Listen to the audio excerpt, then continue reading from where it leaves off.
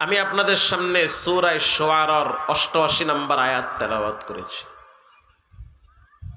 কোরআন হলো এক মহা ঔষধ।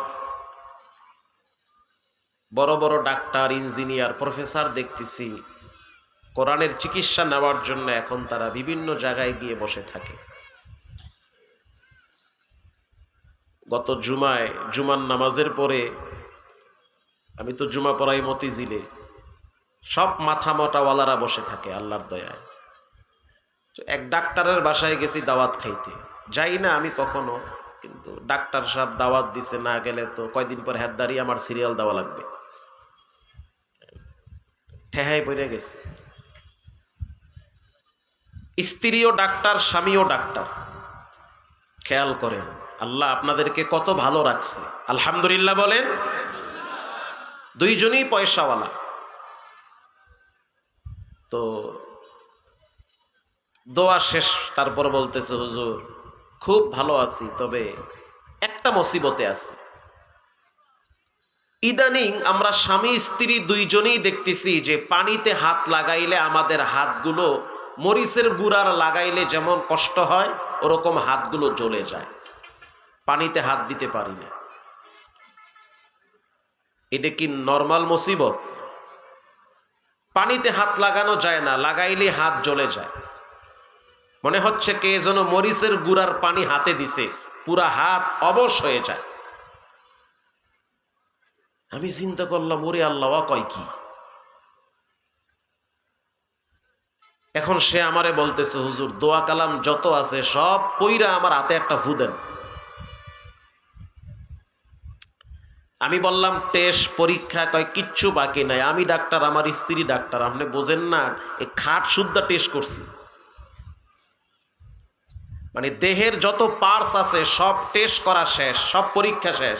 এই খাটটাও চেক করছি যে এটা কোনো ভেজাল আছে কিনা, যে এই খাটটায় শুয়ে থাকি। এখন বুঝতে পারলাম কোনো চিকিৎসায় কাজ হবে না, আল্লাহর কোরআনের মাধ্যমে যদি আল্লাহ পাক সুস্থ করে। মারহাবা বলেন। বর্তমান ঘরে ঘরে ব্ল্যাক ম্যাজিক, জাদু, কালো জাদু, বান মারা আছে না নাই? মেয়ে বড় হয়েছে, দেখতে শুনতেও ভালো, তারপরেও বিবাহ হয় না। ভালো প্রস্তাব আসে কিন্তু ভেঙ্গে যায়, আছে না নাই?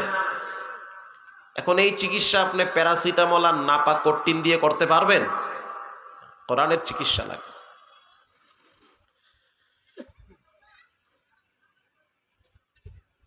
এজন্য আল্লাহর হাবিব সাল্লাল্লাহু আলাইহি ওয়াসাল্লাম বলেছেন,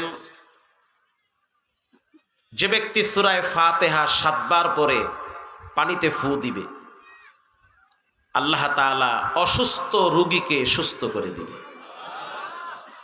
সেটা সেবন করতে হবে।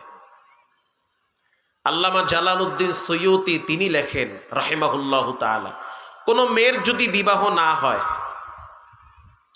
ওই মেয়েটা যেন পবিত্র বিছানায় শুয়ে তার পোশাক যেন পবিত্র থাকে, সূরা কাউসার যেন ৮০ বার তেলাওয়াত করে। ৮০ বার তেলাওয়াত একটানা ৪০ দিন করবে। সূরা কাউসার একবার পড়তে লাগে ৩০ সেকেন্ড। কোরআনের ভিতরে সবচেয়ে ছোট সূরা। ৮০ বার পড়তে সর্বোচ্চ ২০ মিনিট লাগবে।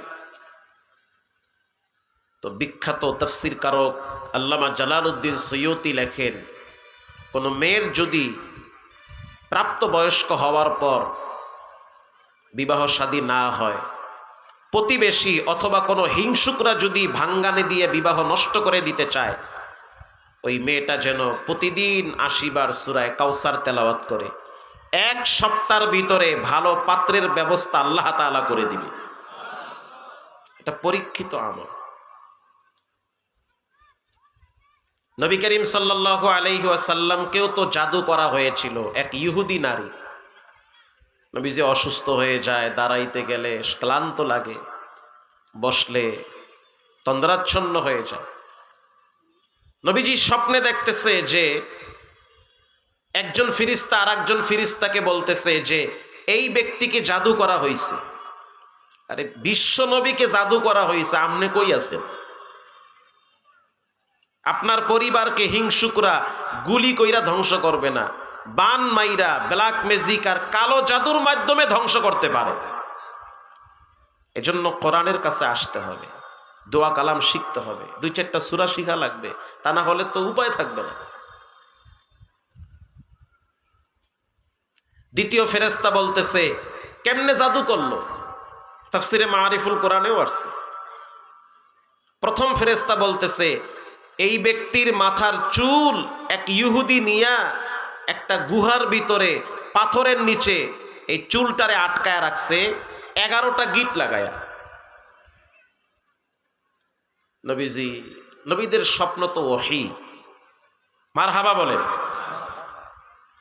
তো হযরত আলী রাদিয়াল্লাহু তাআলা আনহুকে বলল যাও গুফের কিনারায়, গুফের কিনারায় গিয়ে দেখো ওখানে চুল আছে। তো পাথর সরায়া চুল উঠায়া দেখলো যে এটা আল্লাহর হাবিবের চুল।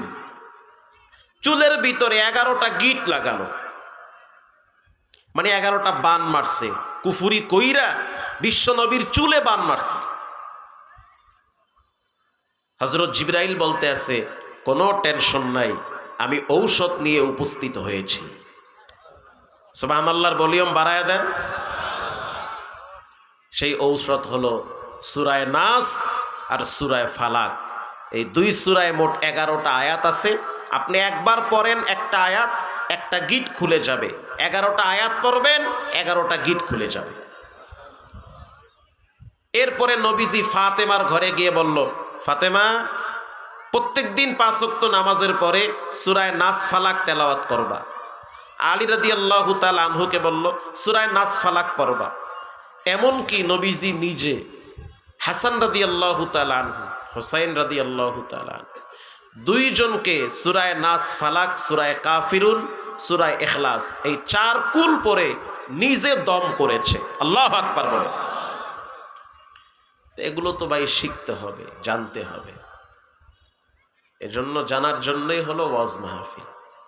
এদিক সেদিক যারা বিক্ষিপ্তভাবে আছেন সকলেই চলে আসেন, আল্লাহ তাআলা সকলকে আসার তৌফিক দান করেন। ইয়াউমা লা ইয়ানফাউ মালু ওয়ালা বানুন ইল্লা মান আতাল্লাহা বিকলবিন সালিম।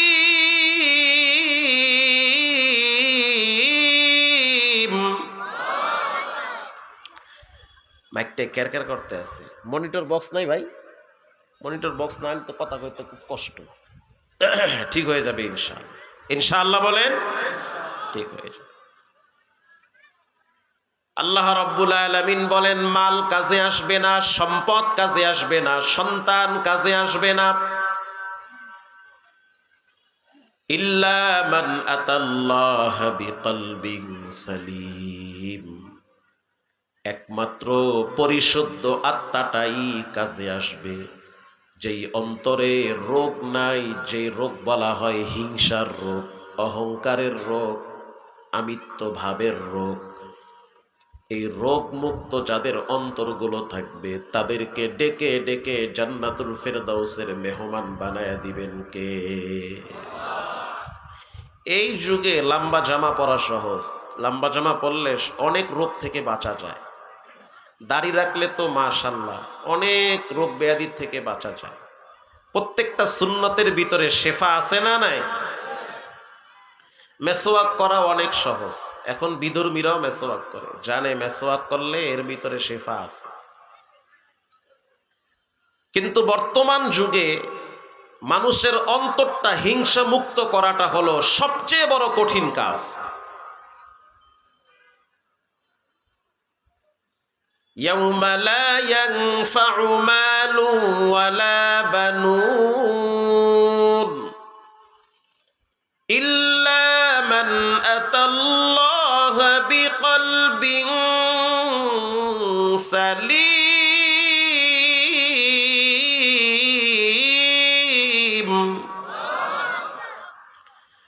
আল্লাহ রাব্বুল আলামিন বলেন সম্পদ কাজে আসবে না, সন্তান কাজে আসবে না। আরে বেঁচে থাকতেই তো মা বাবার অনেক প্রয়োজনে সন্তান কাজে আসে না। বর্তমান বৃদ্ধাশ্রমগুলোর দিকে তাকায় দেখেন, অধিকাংশ শিক্ষিত ফ্যামিলির মা বাবারা বৃদ্ধাশ্রমে থাকে। ঠিক কিনা বলে? বৃদ্ধাশ্রমে থাকে।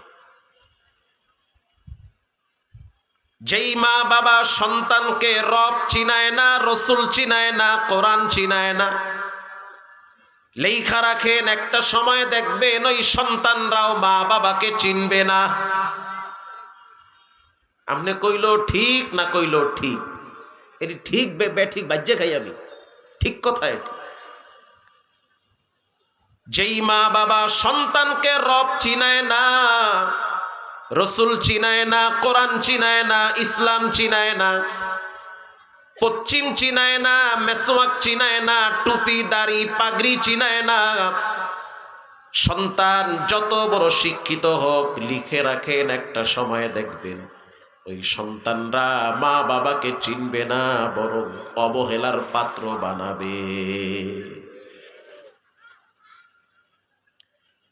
ইয়া আইয়ুহাল্লাযীনা আমানু লা তুলহিকুম আমওয়ালুকুম ওয়ালা আওলাদুকুম আন যিকরিল্লাহ।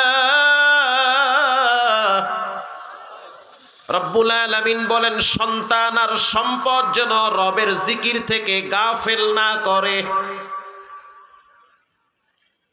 চায়ের দোকানদার বসে বসে চা বিক্রি করে, অথচ মসজিদে আজান হয়েছে, একামত চলতেছে, নামাজ চলতেছে, কোনো খবর নাই, কোনো মূল্যায়ন করে না, ভুরুক্ষেপ নাই। অথচ সারাদিন বেচা বিক্রি করে 2-4 হাজার টাকা যা পাবে তা দিয়ে সন্তানের মুখে হাসি ফুটাবে।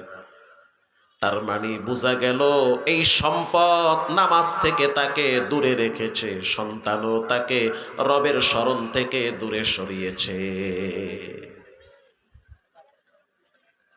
অটোওয়ালা অটো চালায়, নামাজের সময় হয়ে গেছে, অটোতে বসে বসে বিড়ি টানে, মাগার নামাজ পড়ে না, আছে না নাই? কিন্তু শেষ পরিণাম বড় ভয়াবহ হয়ে যাবে। রব্বুল আলামিন বলেন, লা তুলহিকুম আমওয়ালুকুম ওয়ালা আওলাদুকুম আন যিকরিল্লাহ। সন্তান আর সম্পদ তোমাদেরকে যেন রবের স্মরণ থেকে দূরে সরাতে না পারে। হযরত ওমর রাদিয়াল্লাহু তাআলা আনহু ক্ষমতার মসনদে বসা, একজন বৃদ্ধ মানুষ লাঠিতে ভর দিয়ে দিয়ে হযরত ওমরের সামনে দাঁড়ায় বলল, আমিরুল মুমিনিন, আমার মাত্র একটা সন্তান, যখন আমার যৌবন ছিল, রক্ত গরম ছিল, টাকা ছিল, যখন আমার ক্ষমতা ছিল, তখন তো সন্তানের প্রয়োজন হয়নি। এখন আমি বুড়া হয়ে গেছি, আমার অনেক প্রয়োজন সন্তানের মাধ্যমে মিটাতে হয়। বিশেষ করে আমার খাবারের বিষয়টা সন্তানকে দেখতে হয়। আমার সন্তান আমার খোঁজ খবর নেয় না, টাকা পয়সা দেয় না, কি খাই, কোথায় ঘুমাই, কেমনে চলি, চিকিৎসার জন্য কি প্রয়োজন, আমার সন্তান আমার খোঁজ খবর রাখে না। হযরত ওমর রাদিয়াল্লাহু তাআলা আনহু প্রশাসন পাঠায় দিয়া যুবককে তার দরবারে নিয়ে আসছে। নিয়ে আসার পর এক পাশে বাবা আর এক পাশে সন্তানকে দাঁড় করায় দিছে। যুবককে প্রশ্ন করলো, যেই বৃদ্ধ দাঁড়িয়ে আছে উনি তোমার কি হয়? যেই বৃদ্ধ দাঁড়িয়ে আছে কি হয়? আরে উনি তো আমার আব্বা লাগে। আমার আব্বা হয়? আচ্ছা, তুমি তোমার আব্বার খোঁজ খবর নেও না? কয় না, নেই না। কত বড় সাহস, ডাইরেক্ট কয় নেই না। সত্য তো কওয়া লাগবে, মিছা তো আর কওয়া যাবে না। ওমরের সামনে কি মিথ্যা কথা কওয়ার সুযোগ আছে? সত্যটাই বলছে, না আমি নেই না। হযরত ওমর রাদিয়াল্লাহু তাআলা আনহু তরবারি বের করেছে। যুবক বলল, আমিরুল মুমিনিন, রাগ করিয়েন না, আমি জানি আপনার কথার আগে তরবারি চলে।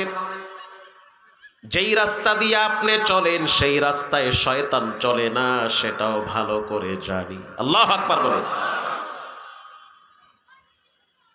কিন্তু বাবার বক্তব্য শুনে আমার উপরে রাগ করলে হবে না, এক পক্ষের বক্তব্য শুনলে বিচার করলে হবে না, বাদী বিবাদী দুইজনের বক্তব্য আপনাকে শুনতে হবে।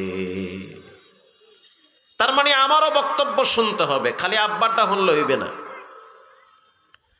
হযরত ওমর রাদিয়াল্লাহু তাআলা আনহু বলল, বলো তোমার কি বক্তব্য?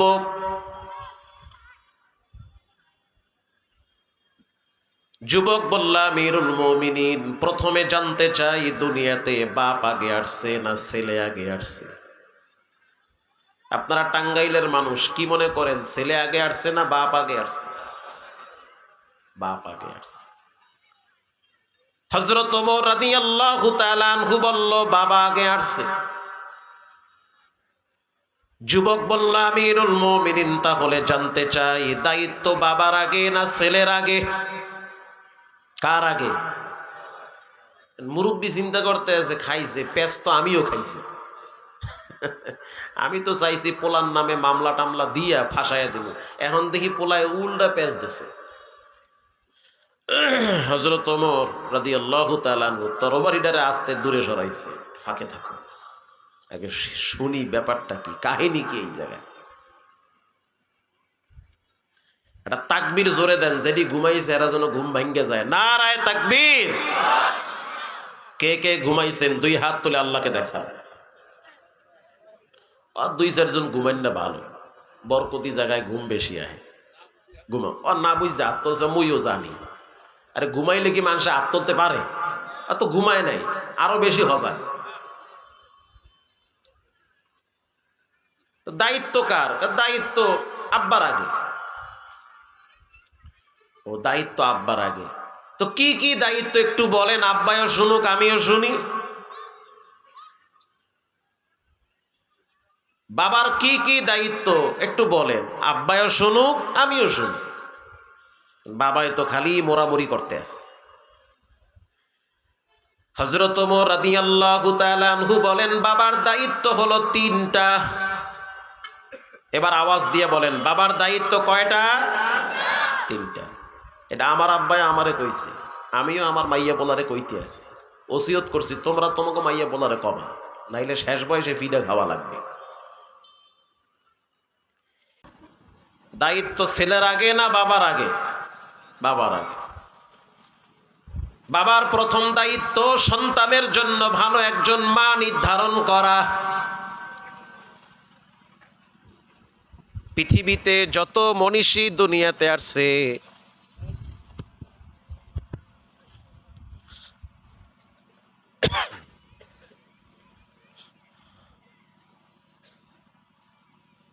আল্লাহ আল্লাহ আল্লাহ আল্লাহ আল্লাহ আল্লাহ,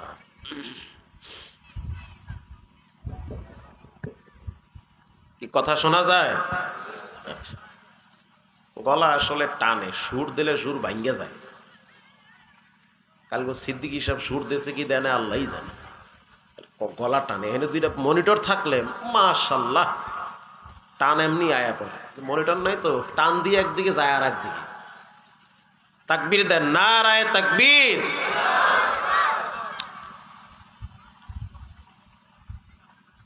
বাবার প্রথম দায়িত্ব সন্তানের জন্য ভালো একটা মা নির্ধারণ করা। আমিরুল মুমিনিন, আমার আব্বারে একটু জিজ্ঞান আমার মাকে কোথার থেকে নিয়ে আসছে। কি কঠিন কথা যে আমার মাকে কোথার থেকে নিয়ে আসছে, আমার আব্বার শ্বশুর বাড়ি কোথায়। হযরত ওমর বলল, বাবার 2 নম্বরের দায়িত্ব সন্তানের জন্য ভালো একটা নাম রাখা। বাবার 3 নম্বরের দায়িত্ব সন্তানের জন্য কোরআন শিক্ষা দেওয়া। মারহাবা বলেন। তাহলে এবার আপনারা ভালো করে মুখস্থ করেন, বাবার দায়িত্ব কয়টা? 3টা। বাবার প্রথম দায়িত্ব সন্তানের জন্য ভালো একটা মা নির্ধারণ করা। মা নির্ধারণ করবে ছেলে না বাপে? বাপে করবে।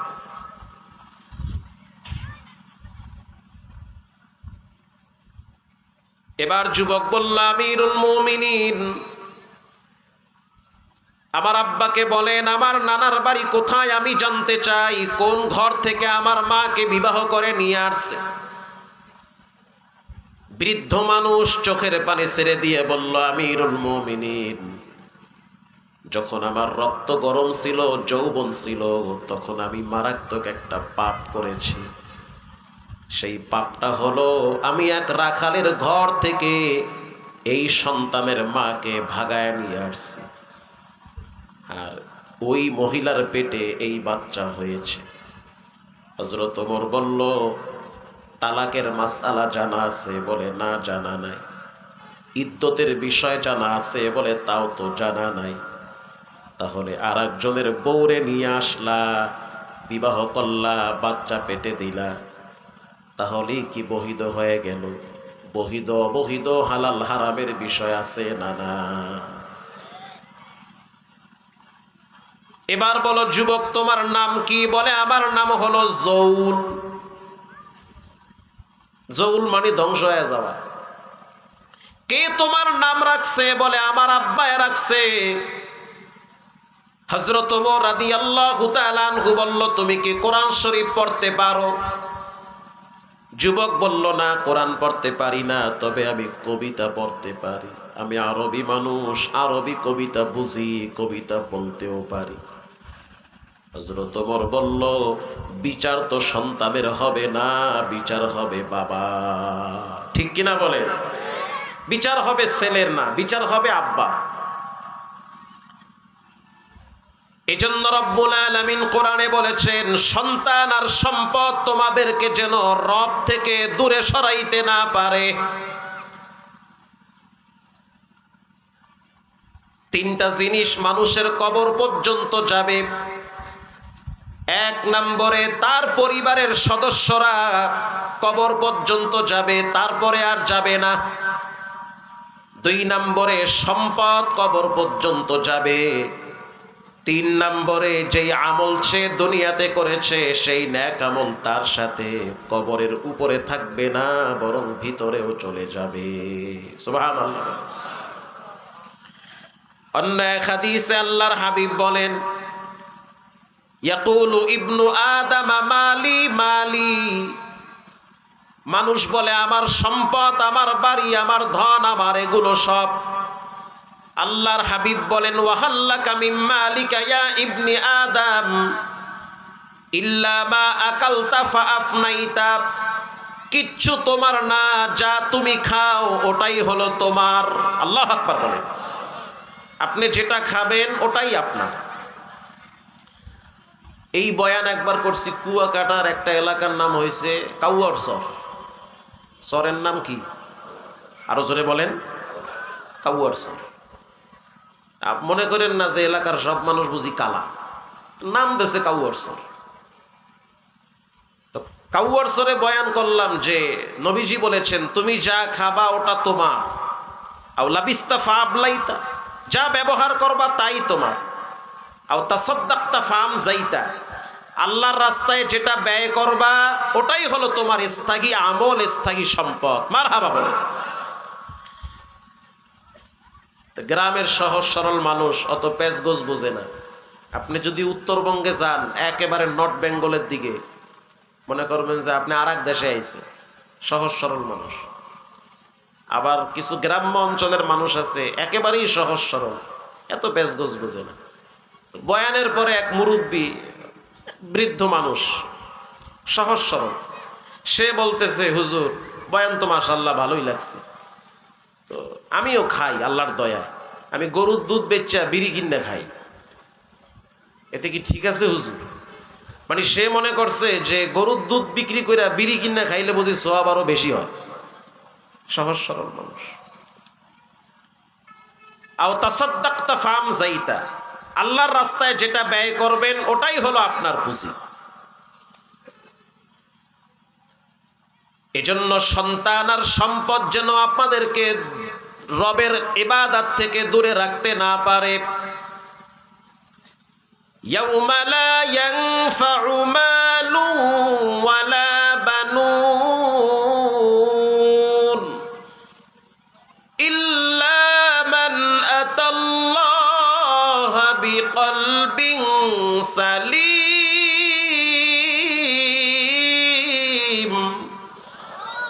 রব্বুল আলামিন বলেন সম্পদ কাজে আসবে না, সন্তান কাজে আসবে না, কলবে সালিম পবিত্র আত্মা যার থাকবে সেই অন্তরটাই কাজে আসবে। রাজুলুন কলবুহু মুআল্লাকুম বিল মাসাজিদ, আজান হওয়ার সাথে সাথে যে ব্যক্তি নিজের অন্তরটাকে মসজিদের সাথে ঝুলায় রাখবে, এমন পরিষ্কার দিলওয়ালা মানুষগুলোকে রব্বুল আলামিন ডেকে ডেকে জান্নাতুল ফেরদাউসের মেহমান বানাবে। হাসান বসরি বলেন 6 কারণে মানুষের কলব শক্ত হয়ে যায়, 6টা কারণে মানুষের অন্তর শক্ত হয়ে যায়। এর ভিতরে 1 নম্বরের কারণ হলো মানুষ গুনাহ করে তওবার আশায়। আজকে রাত্রে যত আনন্দ ফুর্তি করা দরকার করে নাও, কালকে ফজরের টাইমে তওবা করে নিও। ওরে বান্দা, ফজর হওয়ার আগে যে তোমার মৃত্যু হবে না তারও বা গ্যারান্টি কে দিয়েছে? কয়েকদিন আগে আপনারা দেখছেন কুমিল্লা রোডে গাড়ি অ্যাক্সিডেন্টে 13 জন লোক মারা গেল। সেই বক্তব্য এখনো অনলাইনে ভাইরাল। পুলিশ দাঁড়ায় দাঁড়ায় লাশ পাহারা দিচ্ছে, চোখের পানি ছেড়ে অজর ধারায় কাঁদতেছে। সাংবাদিক প্রশ্ন করলো, কেন কাঁদেন? আপনার কি আত্মীয় স্বজন মারা গেছে? পুলিশ বলতেছে, আমার আত্মীয় মারা যায় নাই, তবে আমি এমন একটা লাশ দেখছি যেই লাশ কানের ভিতরে হেডফোন লাগানো ছিল, হাতের মোবাইলটা পর্যন্ত সরাইতে পারে নাই, এর ভিতরেই পিছন থেকে ট্রাক চাপা দিয়েছে।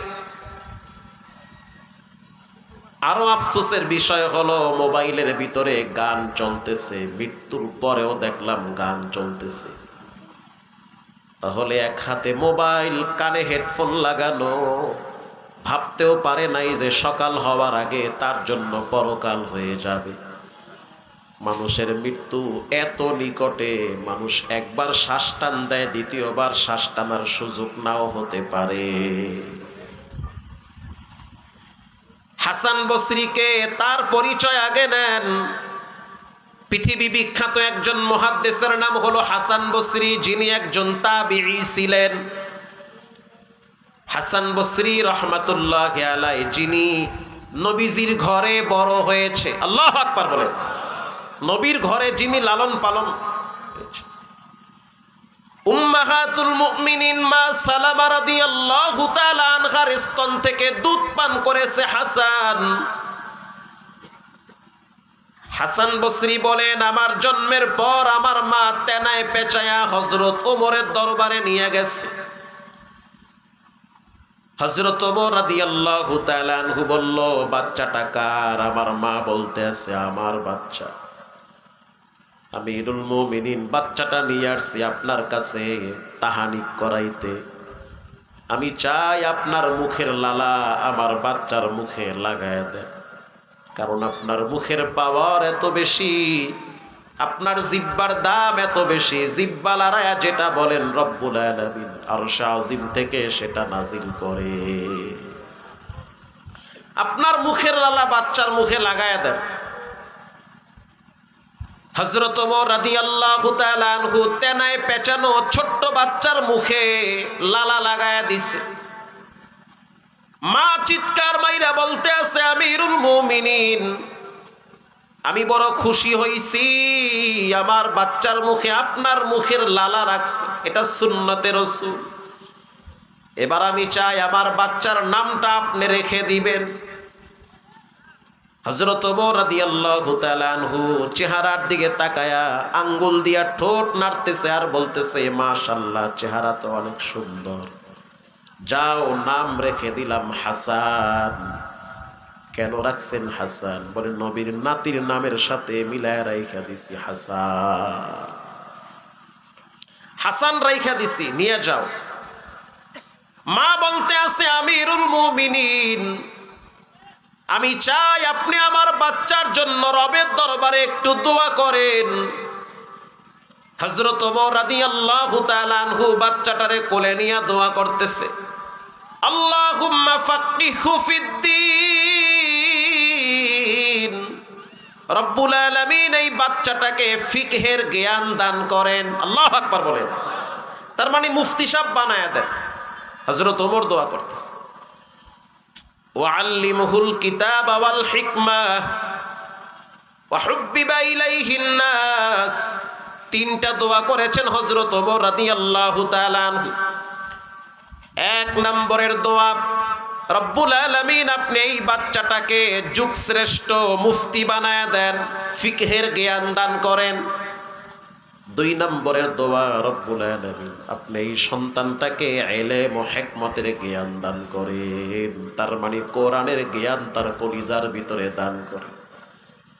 তিন নম্বরে মানুষের কলিজার ভিতরে হাসানের ভালোবাসা মহব্বত বাড়ায়া দেন। আল্লাহু আকবার বলেন।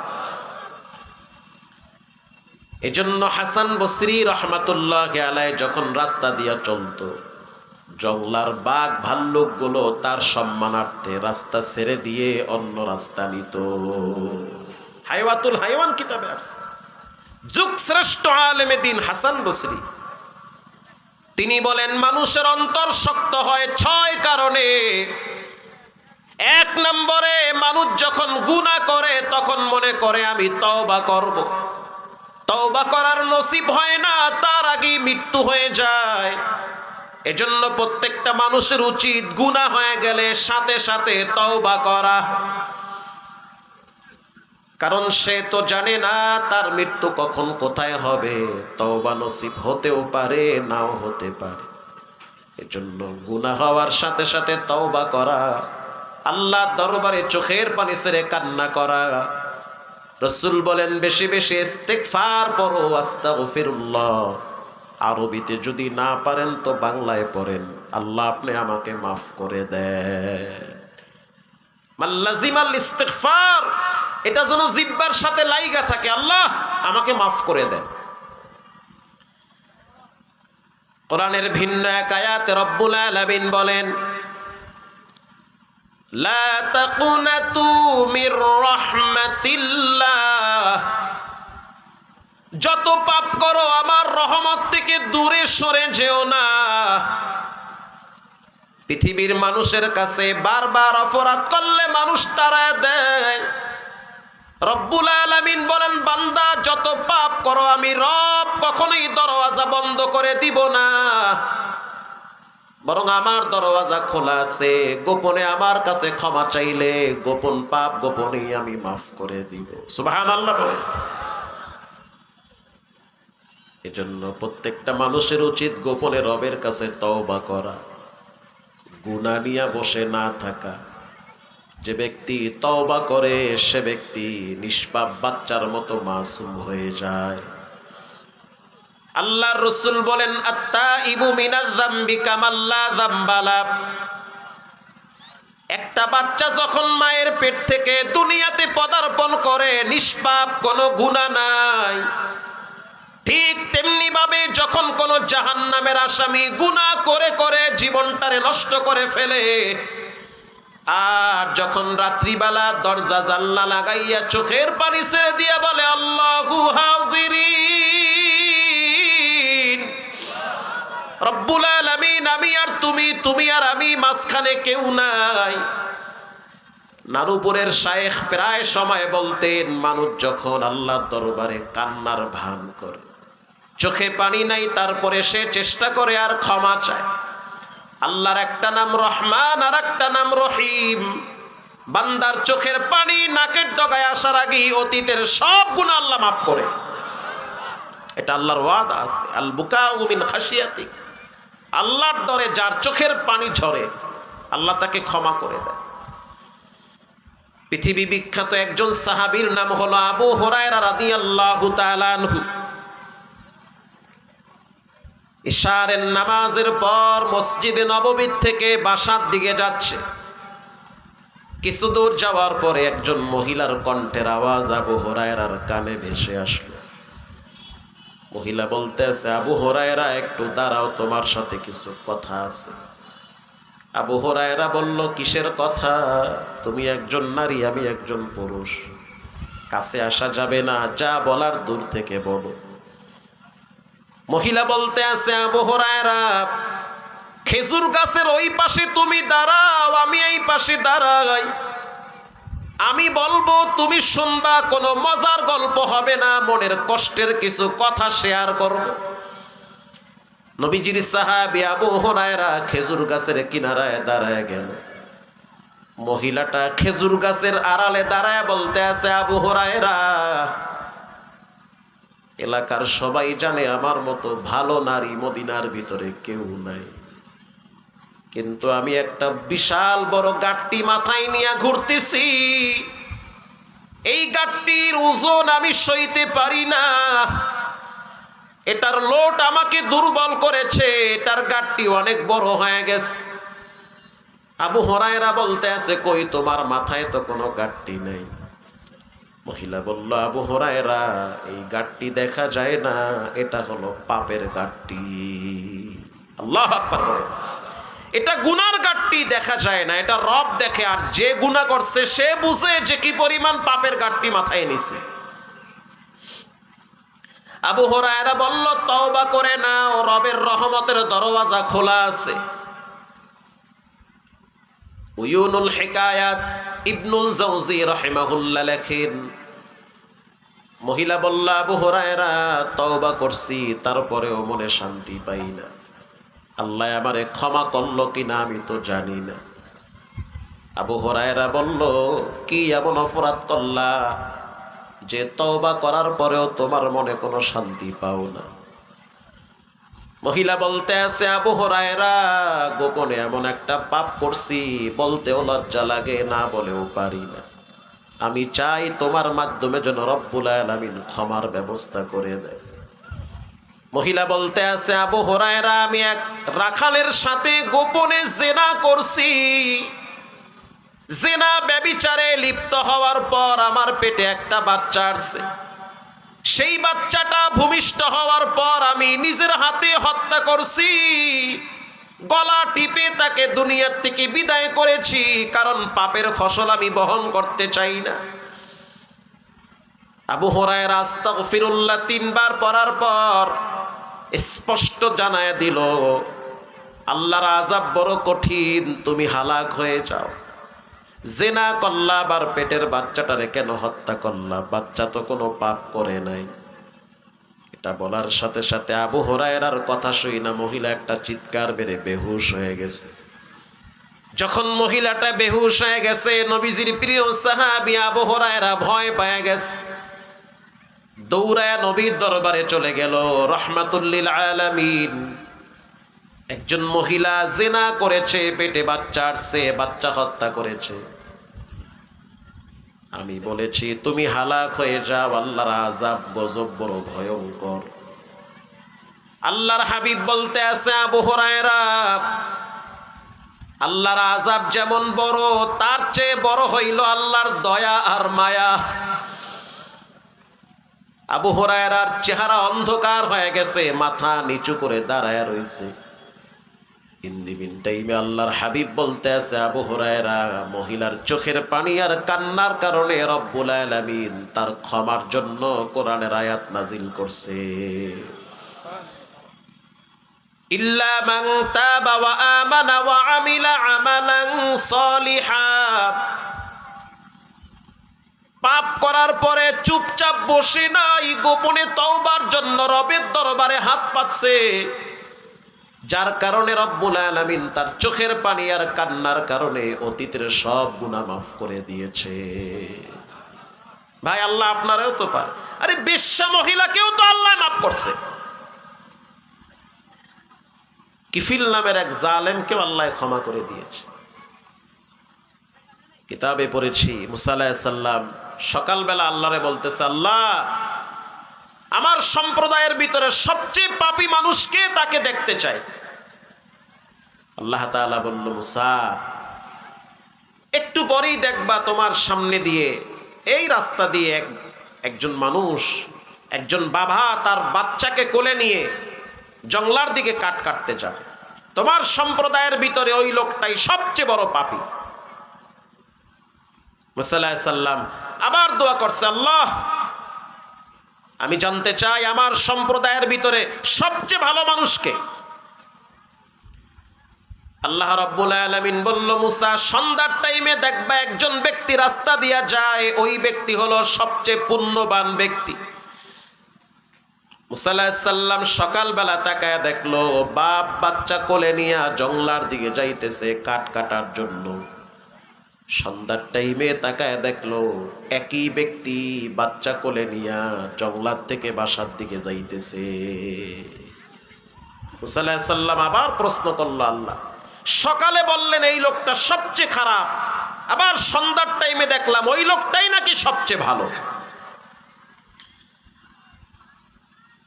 রব্বুল আলামিন বলল, মুসা তুমি তো মানুষের বাহ্যিক সৌন্দর্য দেখো,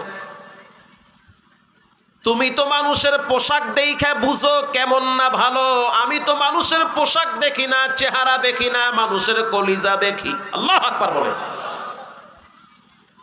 সকালবেলা বাচ্চারে কোলে নিয়া বাবায় জঙ্গলার ভিতরে যায়া যখন কাঠ কাটা শুরু করছে, বাচ্চায় বাবার চেহারার দিকে তাকায় বলল, আব্বা জান বিশাল বড় জঙ্গল, প্রতিদিন আপনি কাঠ কাটেন, জানতে চাই জঙ্গলের চেয়ে বড় কিছু আছে নাকি পৃথিবীতে? বিশাল বড় জঙ্গল, এর চেয়ে বড় কিছু আছে নাকি?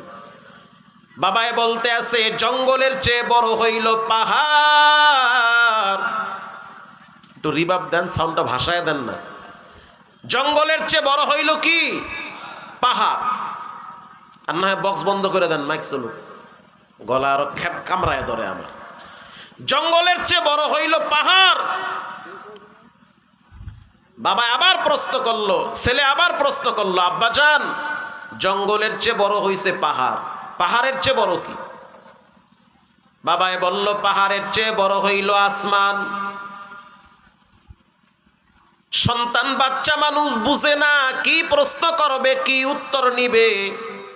আবার প্রশ্ন করলো, আব্বা জান বুঝছি জঙ্গলের চেয়ে বড় হইল পাহাড়, পাহাড়ের চেয়ে বড় হইল আসমান, এবার বলেন আসমানের চেয়ে বড় কিছু আছে নাকি?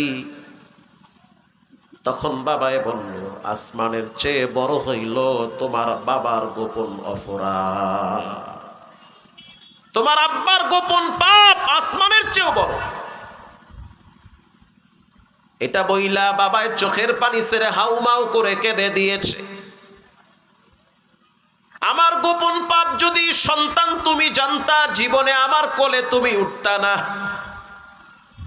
আমার গোপন চরিত্র যদি তুমি জানতা, জীবনে তুমি আমারে আব্বা বইলা ডাকতা না। আমার গোপন অপরাধ যদি তুমি জানতা, জীবনে তোমার মা আমার ঘরে থাকতো না। হাজারো অপরাধ করার পর আমি বুঝতেছি পৃথিবীর ভিতরে আসমানের চেয়েও আমার অপরাধ বড়। সন্তান আবার বাবার চেহারার দিকে তাকায় বলল, আব্বা জান আমি জানতে চাই তোমার পাপের চেয়ে বড় কিছু আছে নাকি? বাবায় তখন শাহাদাত আঙ্গুল উঁচা করে বলতে আছে, সন্তান আমার পাপের চাইতে আমার আল্লাহর দয়া মায়া অনেক বড়।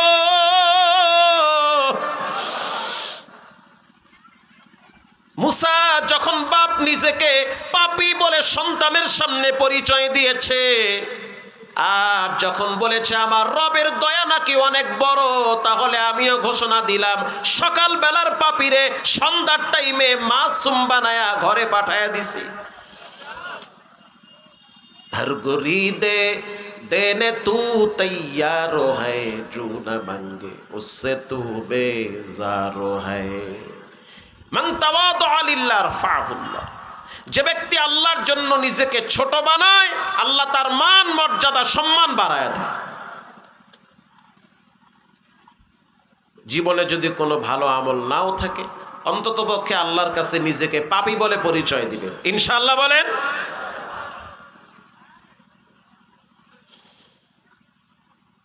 প্রিয় ভাইয়েরা আমার, এজন্য রব্বুল আলামিন বলেন মাল কাজে আসবে না, সম্পদ কাজে আসবে না, সন্তান কাজে আসবে না, পবিত্র আত্মাই কাজে আসবে। যেই অন্তরে হিংসা নাই, কোনো অহংকার নাই, কোনো নেফাকি নাই, এমন ফ্রেশ অন্তরগুলো রব্বুল আলামিন বিচারের ময়দানে ডেকে ডেকে জান্নাতুল ফেরদাউসের মেহমান বানায় দিবে। ফ্রেশ অন্তরের মূল্য আল্লাহর কাছে অনেক বেশি। নবীজি মসজিদের বারান্দায় বসা, নবীজি বলতেছে, একটু পরে দেখবা একজন ব্যক্তি ঢুকতেছে, ওই ব্যক্তির হাতে জুতা আছে, দাড়ির ফাঁক দিয়ে উজুর পানি পড়তেছে, সে আল্লাহর জান্নাতের মেহমান। সুবহানাল্লাহ, তো আসতে বললেন যে। মুআজ ইবনে জাবাল রাদিয়াল্লাহু তাআলা আনহু বলেন, আমার ভিতরে ঈর্ষা আসছে। আমলের ক্ষেত্রে ঈর্ষা জায়েজ। আরে এরে আল্লাহর নবী জান্নাতি বলে ঘোষণা দিছে, কি এমন গোপন আমল আছে? লম্বা কথা। 3 দিন পর্যন্ত ওই সাহাবীর বাসায় মেহমান ছিল মুআজ ইবনে জাবাল রাদিয়াল্লাহু তাআলা। মেহমান থাকার পরে গোপন ভাবে দেখছে যে সে কি আমল করে। পরে দেখলো গুরুত্বপূর্ণ গোপন তেমন কোনো আমল নাই। 5 ওয়াক্ত নামাজ পড়ে, খেজুর গাছের ঠাল কাটে, সাদাকা করে, আব্বা আম্মার সেবা করে, সন্তানদেরকে দিন শিখায়, রাত্রিবেলা ঘুমায়, ফজরের নামাজ পড়ে, দিনের বেলায় কাজ করে, এটাই তার আমল। একদিন হাত চেপে ধরে বলল, ভাই সত্য করে বলেন আপনার গোপনে কি আমল আছে? কেন? তো নবীজি বলছে তুমি জান্নাতের মেহমান। তখন ওই সাহাবী বলল, যদি এটা রসুল বলে থাকে আমার জন্য খুশনসিব, আমার গোপন তেমন কোনো আমল নাই। আমার দিল বলতেছে, আমার অন্তরের ভিতরে কোনো মানুষের প্রতি বিন্দু পরিমাণ হিংসার অহংকার নাই। এ কারণেই রব্বুল আলামিন হয়তো আসমান থেকে আমার ব্যাপারে ঘোষণা দিয়েছে আমি জান্নাতের মেহমান। মারহাবা বলেন। আশারায়ে মুবাশশারা 10 জনের একজন সাহাবী সাদ বিন আবি ওয়াক্কাস রাদিয়াল্লাহু তাআলা আনহু। হাসান বসরি বলেন, প্রথম কারণ হলো মানুষের অন্তর শক্ত হয়ে যাওয়া। মানুষ গুনাহ করে তওবার আশায়। 2 নম্বরের কারণ হলো মানুষ আল্লাহর দেওয়া নেয়ামত খায় তবে শুকরিয়া আদায় করে না। ওয়া ইন তাউদ্দু নি'মাতাল্লাহি লা তুহসুহা। পৃথিবীর মানুষ শুনে নেন, একটা একটা করে যদি নেয়ামত গণনা করেন, নেয়ামত গণনা করে শেষ করা যাবে না। যা দেখি না সব নেয়ামত একজন দিয়েছেন, জোরে বলেন তিনি হলেন কে? আল্লাহর দেওয়া নেয়ামত। অন্যতম একটি নিয়ামত যে আল্লাহ আপনাকে এত ধর্মের ভিতরে ইসলাম ধর্মে আপনাকে আল্লাহ কবুল করছে। সবচেয়ে বড় নিয়ামত যে আল্লাহ তাআলা মুসলমান ঘরে আপনার জন্ম দিয়েছে। অন্যতম একটি নিয়ামত যে আল্লাহ তাআলা লক্ষ লক্ষ মাখলুকের ভিতরে শ্রেষ্ঠ মাখলুক আল্লাহ আপনারে মানুষ বানাইছে। আরো বড় নিয়ামত যে আল্লাহ আপনাকে নবী আলাইহিস সালাতু ওয়াস সালাম মুহাম্মাদুর রাসূলুল্লাহ সাল্লাল্লাহু আলাইহি ওয়াসাল্লাম তার উম্মত হিসেবে আল্লাহ আপনারে কবুল করছে। এর চেয়ে বড় নিয়ামত আর কি চা? হাসান বসরি বলেন, মানুষের দিল শক্ত হয়ে যায় 2 নম্বরের কারণ হলো মানুষ আল্লাহর দেওয়া নিয়ামত খায় তবে শুকর আদায় করে না। একজন গরিব মানুষ পায়ে হেঁটে হেঁটে দামেস্কের একটা মরুভূমির অঞ্চলে ছোট্ট একটা ভাঙ্গা মসজিদে জোহরের নামাজ পড়ার জন্য যায়। জোহরের নামাজ পড়ার জন্য যখন মসজিদে প্রবেশ করলো, প্রবেশ করার আগে বেচারার মাথার উপরে রোদের তাপ এত বেশি যে রাগ খুব জোরে আসছে। আল্লাহকে বলে, আল্লাহ এতটাই গরিব বানিয়েছেন যে আমার পায়ে কোনো জুতা নাই। আমি নিতান্তই নিদারুণ একজন গরিব মানুষ, পায়ে হেঁটে হেঁটে খালি পায়ে আমি মসজিদের দিকে যাচ্ছি। আল্লাহর প্রতি অভিযোগ, জুতা নাই। আল্লাহ তাআলা তৎক্ষণিক দেখায়া দিছে, পিছনে তাকায়া দেখতেছে যে এক ন্যাংরা 2টা পাউই নাই, লাঠিতে ভর দিয়া দিয়া মসজিদে যাইতেছে। আপনারা কি মনে করেন জুতা আগে না পাও আগে? হাত আগে না ঘড়ি আগে? মাথা আগে না টুপি আগে? কি ভাই কি আগে? ওয়াজ আগে না তবারক আগে? ওই যে তবারক আগে, ওয়াজ আগে। তামান নাই জুতা, হের তো পাউই নাই। এখন চোখ বড় করে চিন্তা করে, আই সুবহানাল্লাহ, কইছি কি আল্লাহ রে আমি, আমার নাই জুতা, তাতেই বলছি আল্লাহ আমার জুতা নাই, হের তো দেখি পাউই নাই। কানে ধরে আর কয়, আল্লাহ শাস্তি আর দিয়েন না, পায়া গেছি আমি, বুঝ আমি হয়ে গেছে আমার, আর জীবনে কমু না আমার জুতা লাগবে, তবে পাউগুলারে শেষ করেন না। আল্লাহু আকবার জোরে বলেন। ন্যাংরার কাছে গিয়ে কয়, এই মিয়া সাহেব, তোমার যে পাও নাই, আল্লাহর প্রতি অভিযোগ নাই? উয়ুনুল হিকায়াতে আসছে, ইবনুল জাওজি লেখছে, তোমার যে পাও নাই, আল্লাহর প্রতি অভিযোগ নাই? দ্বিতীয়বার এই কথা যদি শুনি, এই লাড়ি কিন্তু তোমার ভিডিও উঠবে। আল্লাহ আমারে পাও দেয় নাই তো হয়েছে কি? মানুষ বানাইছে, এই তো বেশি। শ্রেষ্ঠ নবীর শ্রেষ্ঠ উম্মত বানিয়েছে, এর চেয়ে বড় নিয়ামত আর কি হতে পারে? আমি শুকরিয়া। তবে আল্লাহর কাছে দোয়া করি, আল্লাহ, দুনিয়ার মানুষ আমারে ন্যাংরা বলে, বিবাহের অনুষ্ঠানে আমাকে দাওয়াত দেয় না, শক্তিশালী মানুষ তারা আমাকে ধাক্কা দিয়া ফালায়া দেয়, আমার কোনো আফসোস নাই। কিন্তু মৃত্যুর পরে, কবরে যাওয়ার পরে তুমি আমারে ন্যাংরা বলে ডাক দিও না, কবরের আযাব থেকে আমাকে মুক্ত করে দাও। একজন ন্যাংরা, তারও তো মনে আশা আছে যে আল্লাহ আমারে মাফ করবে, ঠিক কিনা বলেন? এজন্য হাসান বসরি বলেন, মানুষ যখন রবের নিয়ামত ভুলে যায় তখন তার অন্তর শক্ত হয়ে যায়। 3 নম্বরে আল্লাহর বন্টনকে মানতে চায় না। আল্লাহ কাউকে কালো বানায়, কাউকে পরিষ্কার বানায়, কাউকে লম্বা বানায়, কাউকে বেটো বানায়, কাউরে বাড়িওয়ালা বানায়, কাউরে বাড়ির দারোয়ান বানায়, কাউরে গাড়ির মালিক বানায়, কাউকে ড্রাইভার বানায়। বলেন এই বন্টন কার? এটা আল্লাহর বন্টন। আপনার সন্তানের মেধা ভালো, আর একজনের সন্তানের মেধা দুর্বল, খবরদার হিংসা করবেন না। রবের কলমের উপরে কখনোই আপনি খারাপ মন্তব্য করবেন না, বরং রবের বন্টনগুলোকে মেনে নেন। রাজশাহী গেলাম বয়ান করার জন্য কয়েকদিন আগে। হুজুর, আমার বাগান আর আমার ভাইয়ের বাগান পাশাপাশি,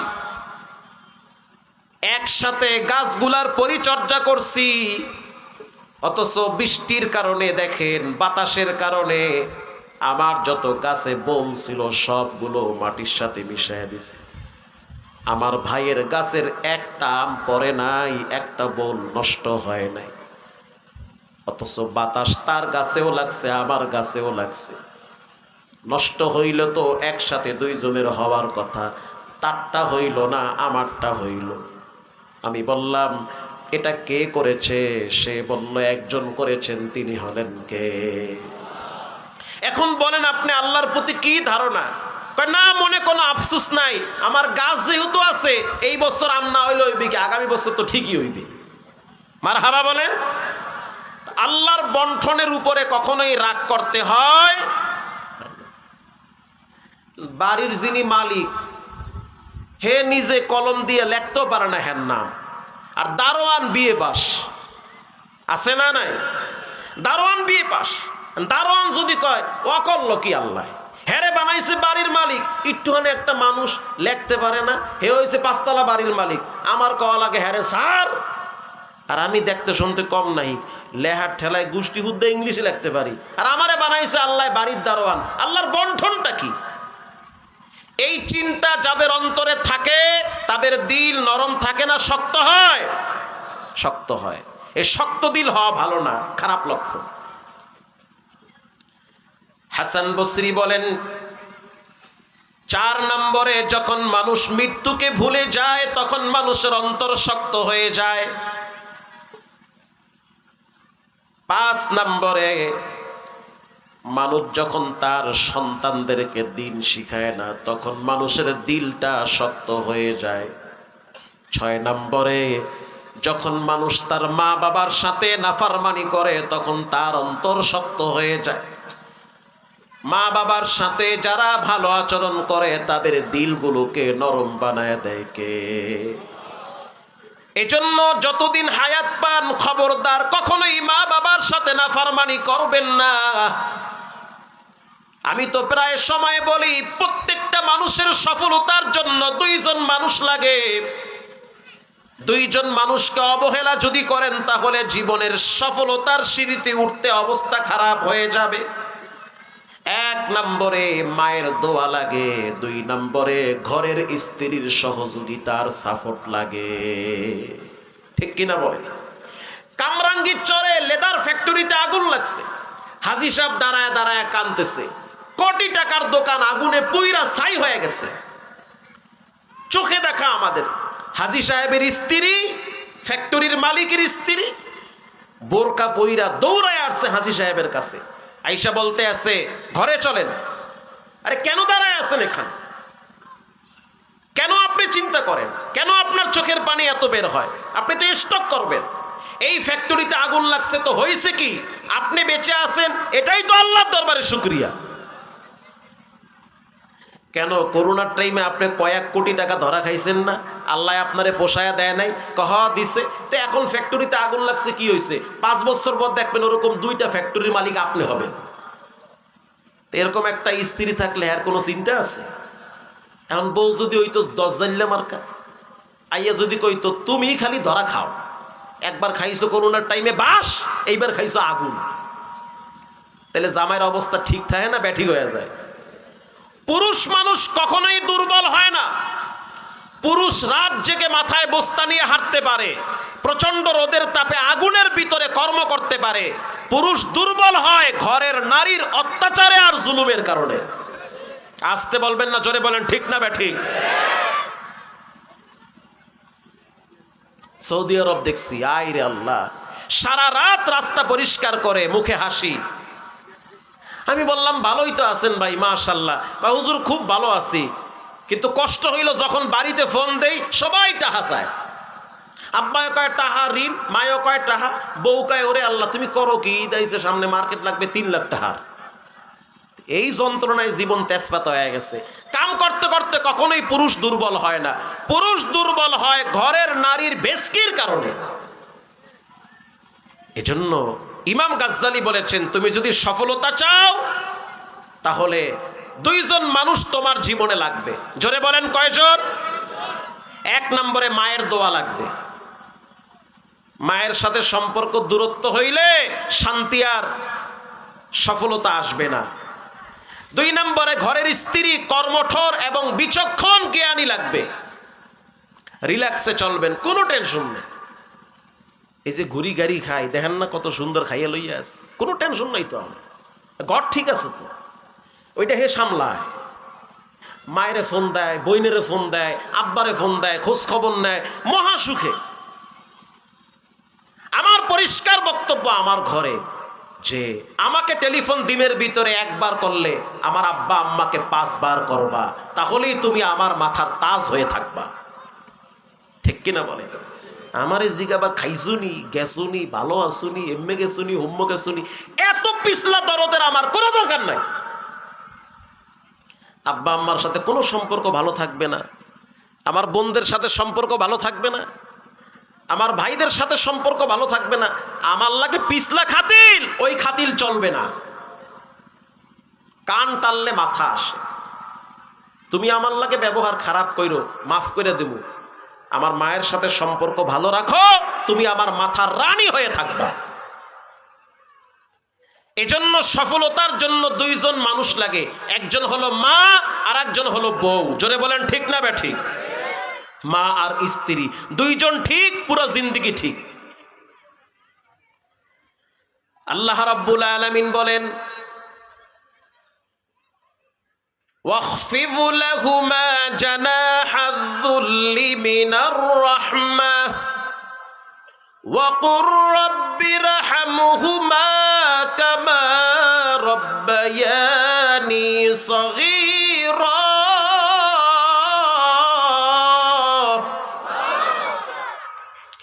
ও সন্তান, খবরদার মা বাবার সাথে কখনোই নাফরমানি করবা না। রহমতের ডানা বিছায়া দাও, রহমতের পাখা বিছায়া দাও। উফফিন ওয়ালা তানহারুহুমা, এমন শব্দ ব্যবহার করিও না যে মা কষ্ট পায়। ওয়ালা তানহারুহুমা, মাথায় ঝাঁকি দিয়া কথা বলবা না। কেউ যদি মনে করে দুনিয়ার ভিতরে আমি জাহান্নাম কামাইতে চাই, সে যেন মা বাবার সাথে খারাপ ব্যবহার করে। বর্তমান একজন কাবার ইমাম আছে, যার নাম হলো ওয়ালিদ আশ-শামস। ওয়ালিদ আশ-শামস, যার আব্বার নাম হলো খালিদ আশ-শামস। বর্তমান কাবা শরীফের সবচেয়ে কম বয়সী ইমাম। তার আব্বাজান খালিদ আশ-শামস 12 বছর আগে তিনি টুইটারে একটা লেখা দিয়েছিল। সেই লেখাটা লিখেছিল যে রব্বুল আলামিন, তুমি তো জানো আমার সন্তান খালিদকে আমি তোমার দ্বীনের রাস্তায় দিয়ে দিয়েছি, কিন্তু আমি এমন একজনের দরবারে দোয়া করতেছি, তিনি হইল সবচেয়ে বড় মহান। আমার দোয়া যত বড় হোক, তার দরবারে আমার দোয়াটা তেমন কিছুই না। আমার মনটা চায় আমার সন্তান খালিদ যেন কাবার ইমাম হয়। আইরে দোয়া কি! ওয়ালিদ আশ-শামস কাবার ইমাম বলে আমাদের বাড়ি হলো সেই হাইলের ভিতরে, অথচ আমার আব্বা জান অসুস্থ অবস্থায় দোয়া করেছে, আল্লাহ আমার সন্তান খালিদকে তুমি কাবার ইমাম বানায়া দিও। অথচ আমার আব্বা জান দেখে নাই, কয়েক বছর পর দুনিয়া থেকে বিদায় হয়ে গেছে।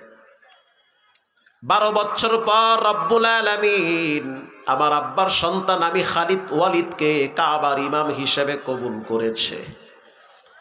আজ যদি আমার আব্বায় দুনিয়ায় থাকতো আর আমার পিছনে বাইতুল্লাহ নামাজ আদায় করত, তাহলে আমার আব্বার চেয়ে খুশি পৃথিবীতে আর কেউ হইতো না। কিন্তু আমার আব্বাজান যখন দোয়া করছে, বড় দোয়াটাই করছে, কারণ যার কাছে দোয়া করছে তিনি সবচেয়ে বড় মহান। জোরে বলেন তিনি কে?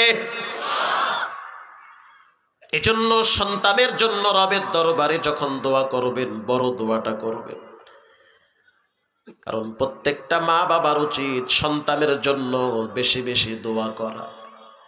বর্তমান কাবার আর একজন ইমাম আছে, নাম হলো ইয়াসিদ দোসারি। পৃথিবীর প্রত্যেকটা ইমামের তেলাওয়াত নকল হয়, কিন্তু তার তেলাওয়াত কেউ নকল করতে পারে না।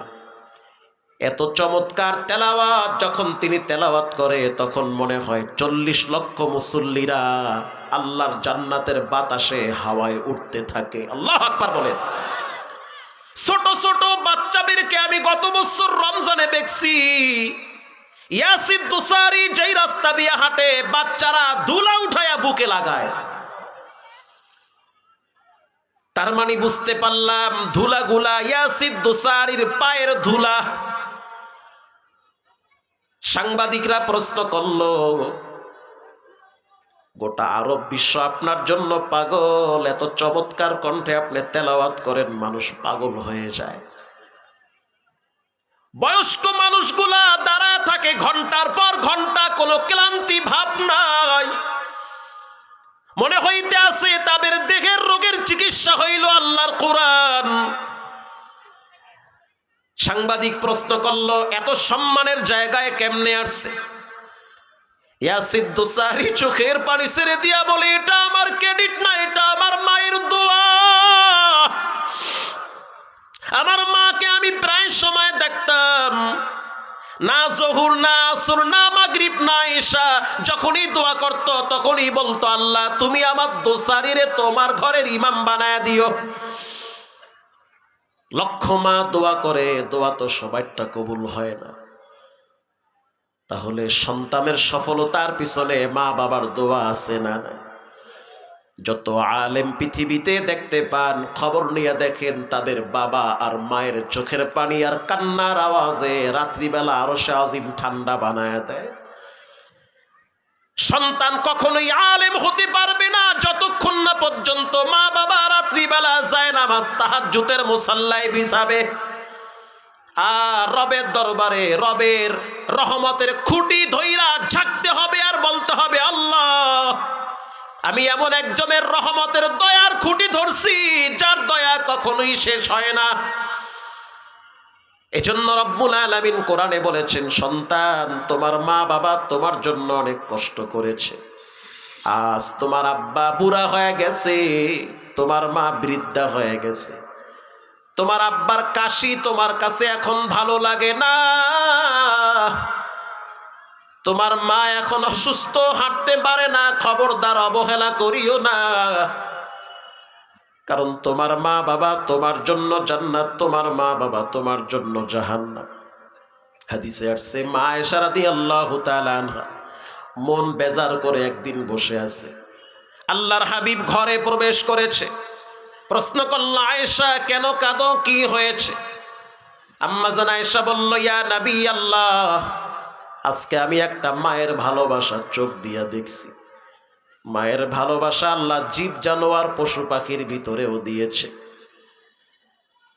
আয়েশা রাদিয়াল্লাহু তাআলা আনহা বলেন, একজন মা দুইটা বাচ্চা নিয়ে আমার সামনে আসছে সাহায্যের জন্য, কিন্তু হাত পাতে নাই। আমার দিকে তাকায় আছে, বুঝতে পারলাম তার পেটে ক্ষুধা আছে। বাচ্চা দুইটার চেহারার দিকে তাকায় দেখলাম ক্ষুধার কারণে বাচ্চা দুইটার চেহারা শুকায় গেছে।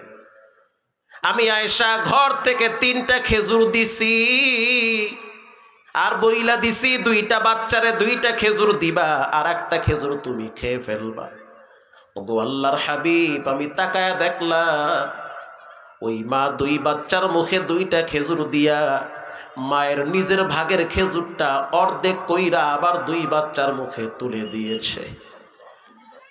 আমি আয়েশা আবার তাকে ডাক দিয়া বললাম, এদিকে আসো, 2 বাচ্চার জন্য 2টা খেজুর দিছি, তোমার ভাগেরটা তুমি কেন অর্ধেক করছো?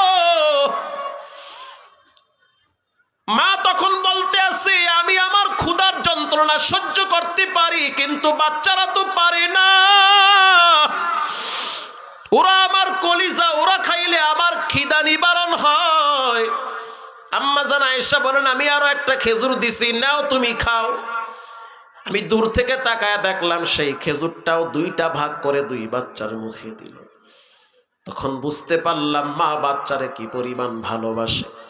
মা আয়েশা নিজে বর্ণনা করেন, তাকায় দেখলাম হুজুরের চোখের পানি বায়া বায়া, দাড়ি ভিজে, জামা ভিজতেছে।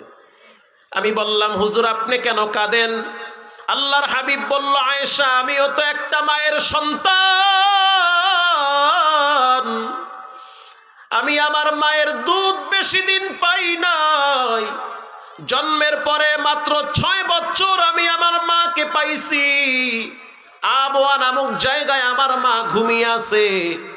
পৃথিবীর মানুষকে জানায় দাও, ক্বালা হুমা জান্নাতুকা ওয়া নারুকা, মা বাবাই তাদের জন্য জান্নাত, মা বাবাই তাদের জন্য জাহান্নাম। আল জান্নাতু তাহতা আকদামিল উম্মাহাত, মায়ের পায়ের নিচে সন্তানের জন্য আল্লাহ জান্নাত রিজার্ভ করে রাখছে। এজন্য ছাত্র ভাইয়েরা, যুবক ভাইয়েরা, মুরব্বী বাবারা, যাদের মা বেঁচে আছে অবহেলা করিয়েন না। আপনার ঘরে সম্পদ এখনো আছে, দোয়া করেন। আজ থেকে পাক্কা নিয়ত করে নেন, জীবনে নামাজ ছাড়বো না, হারাম খাবো না, আব্বা আম্মার সাথে বেয়াদবি করব না। জীবনের শেষ তওবা মনে করে 2টা হাত আল্লাহকে দেখায়া দাও। নারায়ে তাকবীর। আল্লাহ হাতগুলা জীবনে একবার কাবার গিলাফের সাথে লাগায়া দেন, বারবার নবীজির রওজা জিয়ারতে তৌফিক দান করেন, বলেন আমিন সুম্মা আমিন। ওয়া আখির দাওয়ানা আলহামদুলিল্লাহি রাব্বিল আলামিন। আসসালামু আলাইকুম ওয়া রাহমাতুল্লাহ।